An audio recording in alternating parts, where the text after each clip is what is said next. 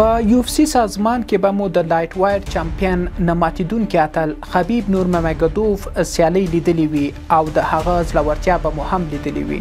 ما در سال 2014 که خبیب نام در UFC را پیدا کرده بود دیگه، ما به ورزش رزمی رو آوردم دیگه، مسابقه‌اشو تماشا میکردم دیگه، باز اول رشته ما پهلوانی میباشه، بعد از رو به میمی آوردم. څیره کټ مټ د حبیب په څیر ده او لوبي سبکی هم د هغه په څیر دی او غواړي چې د حبیب په څیر نه ماتیدونکی ریکارد جوړ کړي. من هم زحمت‌های شب و روزانه‌ای کشیدم، شب و روز زحمت میکشم تا بتونم یک پرچم‌داری خوب برای وطن خودم، بیرق خود در اسلام آباد بالا کنم و لبخند به لبای هموطنان عزیز خود بیارم. تازه په پاکستان کې یوه ډیره مهمه سیالي ده چې سیال یې هم ورته چیلنج ورکړی دی.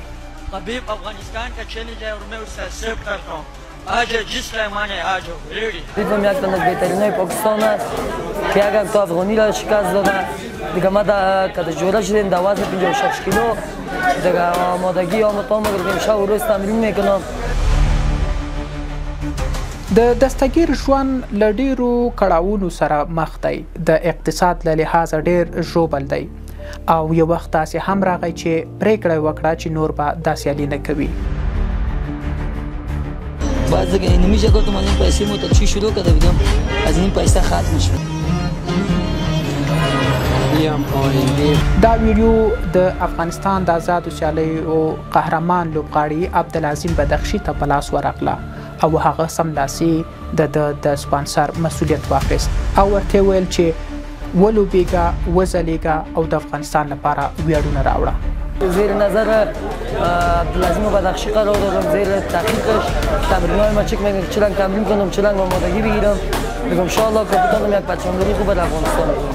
دا چې دستګیر نورې کومې ځانګړنې لري په دې تړاو د افغانستان محبوب ټرینر موسی افغان وایي. 8 سال 9 سال میشه که کم تمرین میکنه، بچه با استعداد است، یک داره مشکلات اقتصادی اسپانیا نرم میکنه که تمریناتش همش از طرف ما مجانی است. به زودی در کشور پاکستان یک مسابقه داره بخیر با امید پیروزی افغانستان. په دې هیله چې زموږ دغه ځوان وهڅول شي، مینه ورکړی شي او ډک منګولې افغانستان ته راوګرځي او د پاکستان پر وړاندې بریا خپله کړي.